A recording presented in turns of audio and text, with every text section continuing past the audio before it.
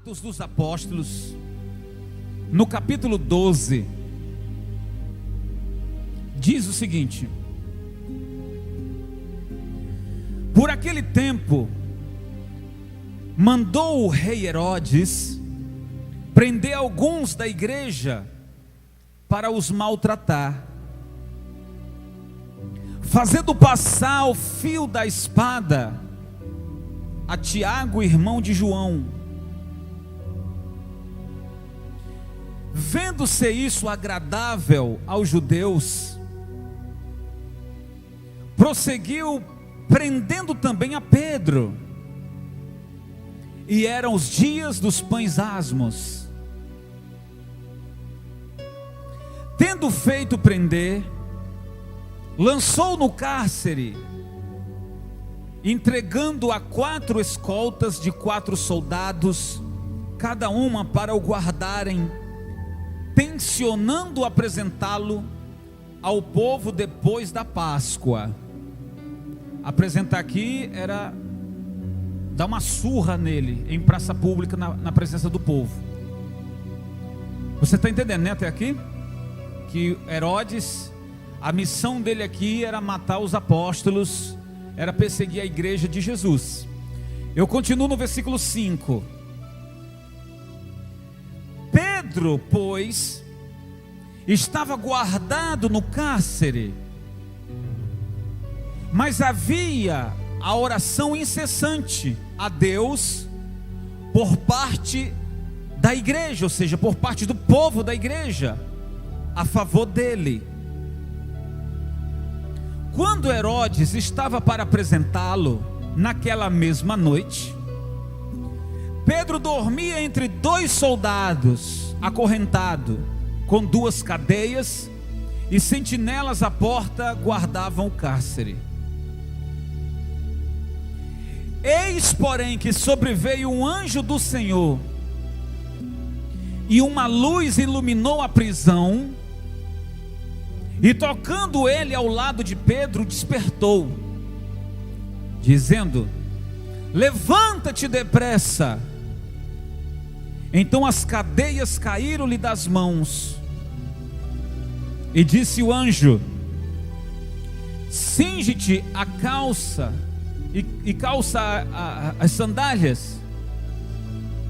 E ele assim o fez, e disse-lhe: põe a capa e segue-me. O anjo falou isso para ele: põe a capa e segue-me. Então, saindo, o seguia, não sabendo que era real o que fazia por meio do anjo. Parecia-lhe antes uma visão ou um sonho. Depois de terem passado a primeira e a segunda sentinela, chegaram ao portão de ferro que dava para a cidade, o qual lhe se abriu automaticamente. Está escrito aí na sua Bíblia essa palavra? O portão principal abriu automaticamente. Ou seja, Jeová lá do céu apertou o botão e o portão fez o quê? Abriu automaticamente.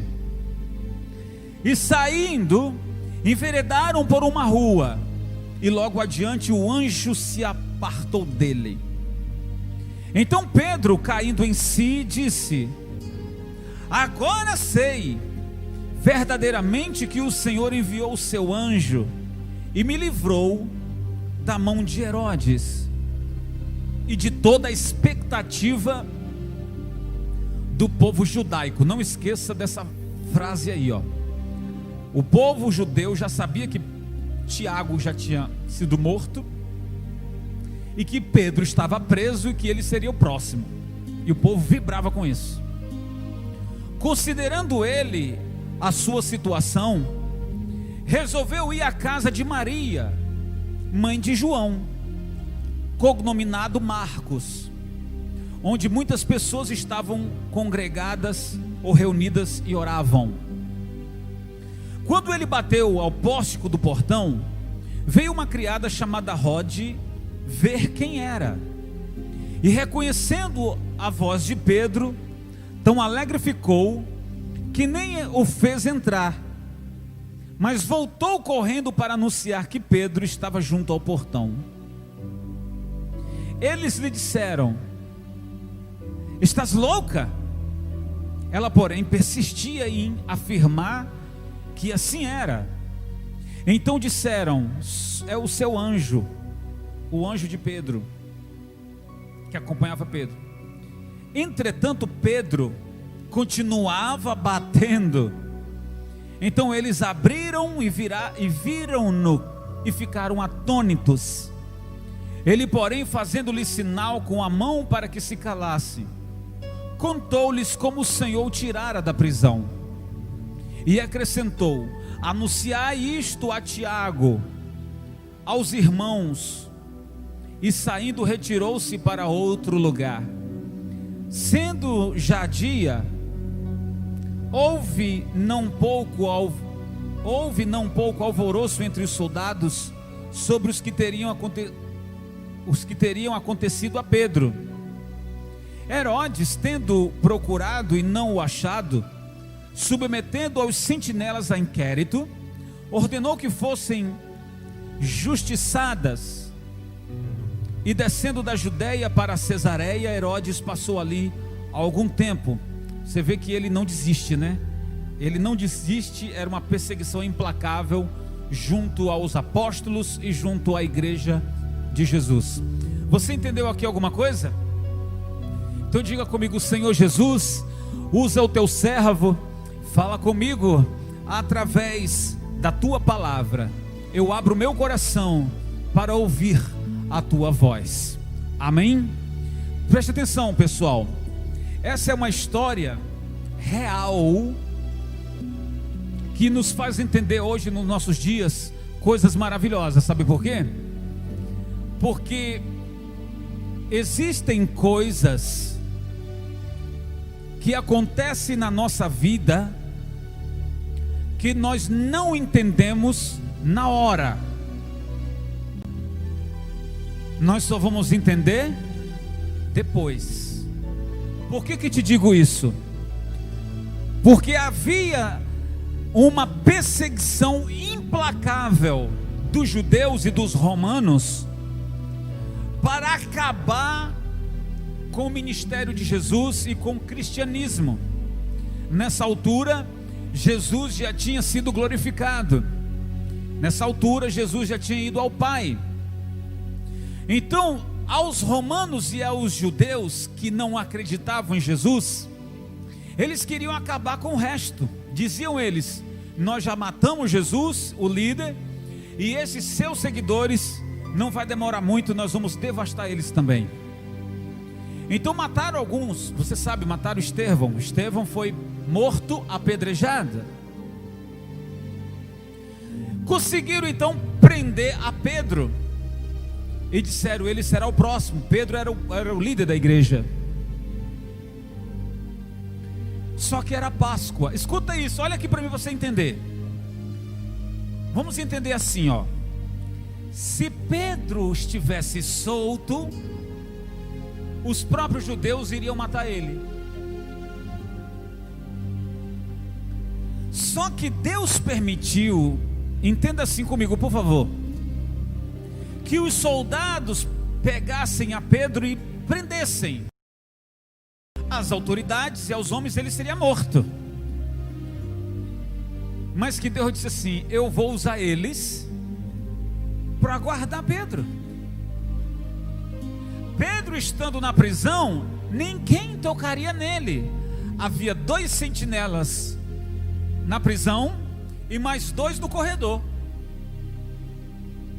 Fora o anjo, né? Fora o anjo que estava guardando quem?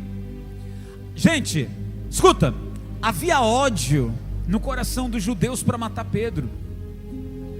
No coração deles era assim: se a gente conseguir matar os líderes, o povo fica disperso. Se a gente conseguir calar a voz dos líderes, eles não vão se reunir mais. Será mesmo, pessoal? Por exemplo, que uma pandemia dessa, que nos privou 4 meses de ficarmos em casa e a gente só fazer culto online sem a gente se ver, sem a gente poder se reunir, sem a gente poder estar na igreja? Será mesmo que uma doença, uma pandemia ou um vírus consegue destruir a igreja? Consegue, gente? Estou falando da igreja, estou falando dos escolhidos, tá? E eu gostaria até de fazer aqui colocar uma aplicação sobre essa mensagem que estou dizendo, que igreja não é as paredes, igreja é o povo escolhido, porque nem todo mundo que vem à igreja faz parte da igreja escolhida. Eu vou repetir o que falei: nem todos que vêm à igreja física fazem parte da igreja escolhida. Por quê, bispo? Porque Jesus vai vir buscar somente aqueles que estão na igreja? Não, vai vir buscar os escolhidos.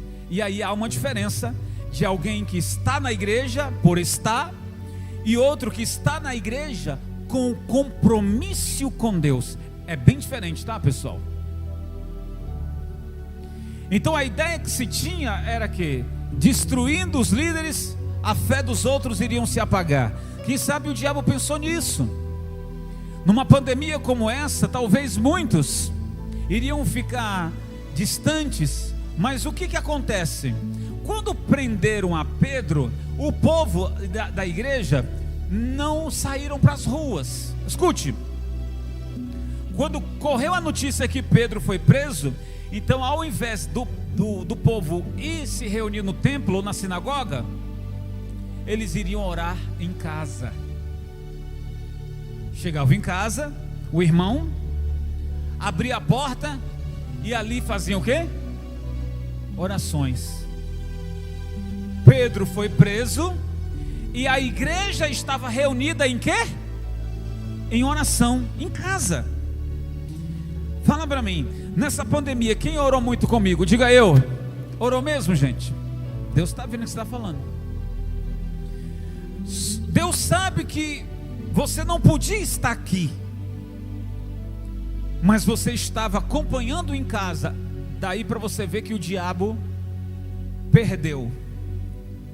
Porque se ele achava que fechando as igrejas as pessoas não iam orar, Satanás, você perdeu, porque o povo orou em casa.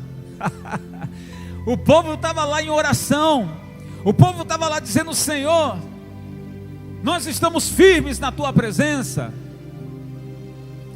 E as coisas estão voltando aos poucos, né? Vocês estão aqui, graças a Deus. Graças a Deus, gente. Muito bem, volto para a mensagem. Se Pedro estivesse solto, os próprios judeus talvez poderiam matá-lo. Então Deus o guardou na prisão. É esse o entendimento que eu trago para vocês hoje aqui. Que às vezes acontece algo na nossa vida, na hora a gente não entende. Imagina Pedro. Escuta, pense agora como Pedro. Espera aí, eu estou pregando a palavra de Deus, eu estou orando pelos doentes e eles estão sendo curados, eu estou anunciando o evangelho de Jesus, e agora me prenderam para me matar. Que é isso, Senhor? Pedro falou isso, gente? Será que ele orava assim: Senhor, como é que pode? Eu estou fazendo o que é certo e estou sendo preso e me dirigindo, sendo levado para a morte. Gente, Pedro não murmurou. Pedro, se você quiser saber da história, da profundidade da morte de Pedro, porque depois ele morreu, não nessa ocasião aqui, ele morreu em uma outra ocasião. Nessa aqui ele foi solta, porque o anjo, Deus mandou um anjo e fez o quê? Tirou as algemas e as correntes que estavam nos pés, bateu no ombro dele e diz: ei, levanta aí, eu vim te buscar. E ele se levanta e ele passa pelo primeiro sentinela. Ué, ele não viu a gente não? Ele passa pelo segundo sentinela, o sentinela também não percebe. E ele até ali não está acreditando. Ele só vai acreditar quando ele chega no portão principal. E que o portão, quando ele chega na frente, o portão se abre na frente dele assim, ó. Ô Pedro, tá aí a rua aí, ó. E agora? Pernas para que te quero. Ó. Qual é o preso que não vai aproveitar essa situação, hein? Pedro não tinha sido julgado, ele estava preso, porque após a Páscoa, ninguém poderia ser morto em plena a Páscoa, não poderia.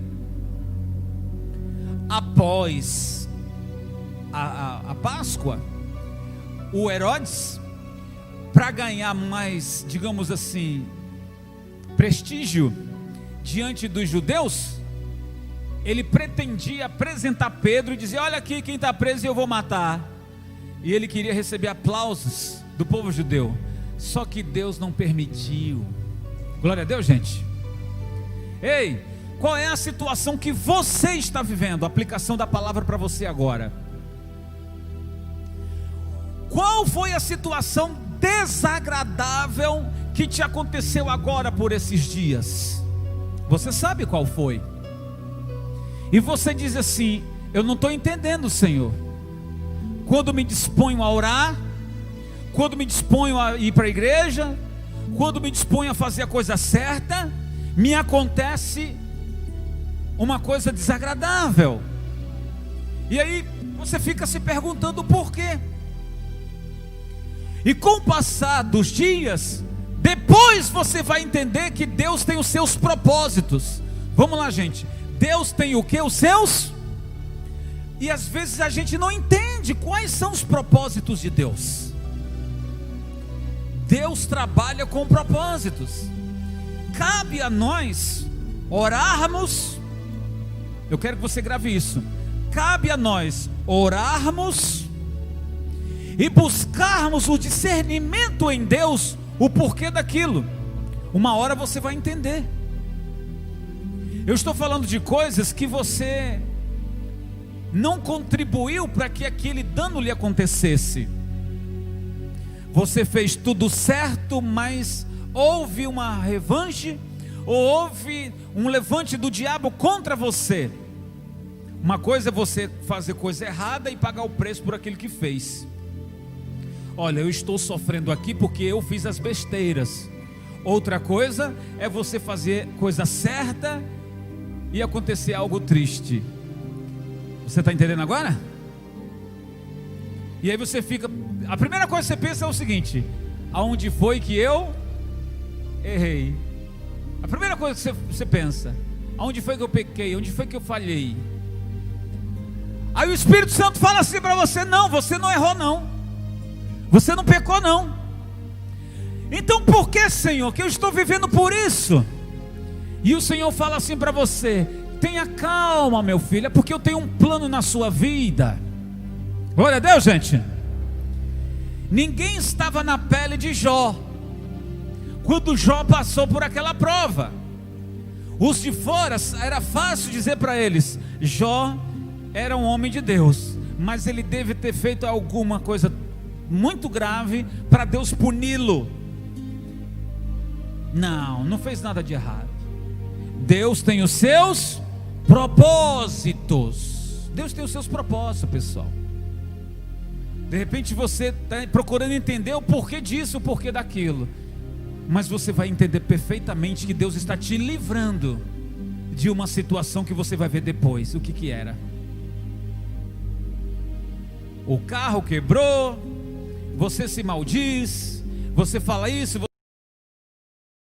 e você depois é que vai entender que Deus te livrou de algo pior. Aconteceu um dano menor para te poupar de um dano maior. Vou contar um testemunho para vocês. Nós estávamos em Natal há um tempo desse, e nós passamos por um mês muito difícil, uma fase muito difícil, pessoal, para pagar aluguel da igreja, pagar o programa de rádio, pagar as coisas da igreja. E nós passamos por uma dificuldade muito, muito grande. E aconteceu que eu tinha um carro, e eu mandei pintar o para-choque do carro, que estava arranhado. E no dia seguinte, eu ralei aonde tinha sido pintado. E fiquei bravo. Estava indo para a rádio. No meio do caminho, uma Discovery bateu na minha traseira. E quando eu olhei para trás, eu falei assim, só para ver qual era o carro que tinha batido, né? Quando eu vi que era na Discovery, eu falei, glória a Deus. Glória a Deus. E aí foi. Aí o moço saiu todo nervoso, preocupado comigo. Rapaz, eu vou pagar o teu prejuízo, não sei o que, não esquenta a cabeça. Eu falei, ei, calma, irmão, tá tudo certo. Disse, não, eu vou pagar o teu prejuízo. Não, eu falei, calma. E aí depois de algumas horas, a gente foi na seguradora. E a seguradora disse para mim, olha senhor, nós só trabalhamos com peças originais. E só tem peça do seu carro no Japão. Vai demorar muito chegar. O senhor não quer receber o dinheiro e o senhor resolve? Eu falei, quanto que dá? Aí ela deu 5.300 e pouco. Aí eu falei assim, sim, eu quero, então eu resolvo. Então eu tinha que pagar um aluguel de R$2.000, mais R$1.000 da rádio. Sobrou quanto? Aí você fala assim, e o conserto do carro? O conserto do carro eu paguei, sabe quanto? R$50. Porque o irmão fez um trabalho, ele disse, eu não vou cobrar, o senhor me dá sua tinta. Eu comprei a tinta R$50. Você está entendendo como é que é? Tem coisas que a gente não entende, a gente só vai entender, mas aquela batida foi uma batida abençoada. Você está entendendo, gente? Pois é. E resolveu, o rapaz pintou, ficou novinho. Ficou novinho. E esse carro já passei para frente, enfim, foi tudo resolvido. E ainda sobrou dinheiro. A gente não entende na hora. Mas é certo que quando acontece uma situação, porque Deus sempre está no controle de todas as coisas. Você crê que Deus está no comando das coisas financeiras da sua vida? Sim ou não? Vamos pensar assim. Se você é um dizimista fiel, Deus está no controle da tua situação financeira. Se você não é um dizimista fiel, se você não é uma pessoa que honra a Deus, sim, Deus está no controle, mas Ele não vai poder te honrar. Ele pode estar no controle, mas Ele não vai te honrar. Como que Deus vai honrar alguém que não tem honrado a Ele? Abençoar é uma coisa, honrar é algo totalmente diferente. Sabe, pessoal, a bênção Ele dá para o justo e para o ímpio. A bênção é para todos. Todos nós estamos respirando, todos nós estamos enxergando, todos nós hoje, Deus deu graça para levantarmos da cama. Quem foi que fez isso, gente? A ímpios e a justos. Ele fez isso a todos, pela sua graça. Isso é bênção. Agora, quer ver Deus honrar você? Honrar é Deus fazer um extraordinário na sua vida. Não é porque você merece, mas estou falando de alguém que é obediente, que tem temor a Deus, que se desvia do mal. É alguém que faz a vontade de Deus, e por isso Deus está preparando coisas grandes para honrar você. Então eu penso que nesta palavra nós aprendemos através do testemunho de Pedro, que no momento em que ele foi preso, havia um temor de Pedro fosse morto após a Páscoa. A igreja se reuniu em oração para dizer: Senhor, nós precisamos de Pedro como nosso líder, não permita que ele seja morto. Deus ouviu a oração, amém, pessoal? Mandou um anjo, libertou a Pedro, quebrando correntes, quebrando portas, fazendo com que Pedro chegasse na casa onde os irmãos estavam orando. Deus proporcionou isso para poupá-lo a vida, porque tinha um propósito naquele momento. Ele não era para ele morrer. E ele não morreu depois, morreu em outra situação. Se você for ver, pessoal, a questão da morte para quem está salvo, não há medo. A questão da morte, de sair, partir dessa vida para outra, quem está com Cristo não tem medo disso. Pedro estava na prisão e ele não estava com medo de morrer, porque ele sabia que se ele fosse morto, ele sabia para onde. Só que Deus tinha um propósito naquele momento e precisava dele vivo. Mas se formos ver a morte dele depois, quando se passou-se o propósito, Pedro foi preso em Roma,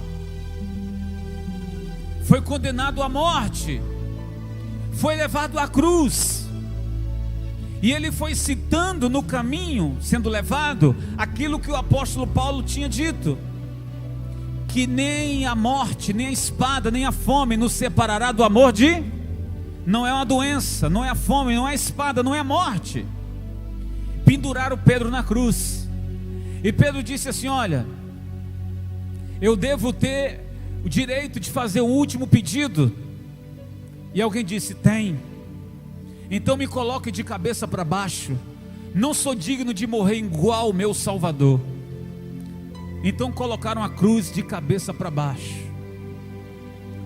Pedro não implorou pela vida, ele sabia para onde estava indo. Glória a Deus, gente. Esse foi o seu fim, tendo completado a sua carreira. Foi descansou dos trabalhos e foi estar com Cristo. E se você for ver tantos outros profetas, apóstolos, o profeta Isaías, você sabe como foi a morte do profeta Isaías? Pegaram o profeta Isaías e jogaram ele dentro de um buraco de uma árvore, e serraram essa árvore no meio com ele dentro. Serraram ele dentro da árvore, foi partido ao meio. E tantos outros que tiveram mortes horríveis, mas sabiam para onde estavam indo, tinham certeza da sua salvação. Quando trago essa mensagem é para refletir, pessoal, porque se você está com Cristo, você não deve temer a nada. Glória a Deus. Ok, agora, se estamos passando por uma situação que não entendemos, o que nós devemos fazer? Escute para o que eu vou te falar. Orar é a primeira coisa. Depois que você orar, confie. Quando a gente ora, a gente diz amém, né? Amém. Quando você disser amém, você precisa confiar em Deus. Você precisa dizer amém, acreditar naquilo que você falou com Deus. Estou traduzindo em miúdos. Confiar em Deus. Coisa que os irmãos não fizeram quando Rod foi dar a notícia que Pedro estava lá fora. Rod ouviu alguém bater no portão e foi lá e viu que era Pedro e voltou correndo dizendo: ei, Pedro está lá fora. E todos que estavam orando disseram: você está louca, está preso. Eles estavam orando, mas eles não estavam crendo. Se você orar, você tem que crer. Esse crer é o confiar. Olha, se a menina dissesse assim: ei, eu vi Pedro, está lá fora. E por que você não abriu? Vamos lá agora, abrir rápido. Demorou-se, pessoal. Demorou para abrir o portão para Pedro. Ei, o mais difícil aconteceu, não é verdade? Que era ter saído da prisão. E agora o mais fácil, estava tão perto ali. Ei, eu estou aqui do lado de fora, vocês não abrem a porta para mim? É assim, gente, muitas pessoas oram, mas não acreditam. Se eles estavam orando: ó Senhor, envia o teu anjo, tira Pedro de lá, E a menina vem dizer a ele: está lá fora. E por que você não abriu? Corre! Nós temos que crer na nossa oração. Nós temos que confiar em Deus. Então eu desafio você hoje, para terminar mesmo, pessoal. Não sei qual foi a situação que te pegou no momento. Só te digo uma coisa: ore, confie e descanse no Senhor. Pronto. Se você orar, se você confiar e descansar, deixa que Deus vai fazer aquilo que você não pode fazer. Você crê nessa palavra? Quem crê, diga eu. Então fica de pé e glorifica Jesus bem forte. Você tem que praticar isso: orar, confiar e descansar. Vamos lá, gente. Orar, confiar e descansar. Não duvide. Ore, confie. Descansar é você dizer assim: eu sei que Deus vai fazer. É descansar no Senhor. Eu não posso fazer, mas Deus vai fazer por mim. Isso é descansar no Senhor. Quer seja a doença, quer seja a situação familiar, quer seja a situação financeira, Deus vai chegar. Amém, pessoal?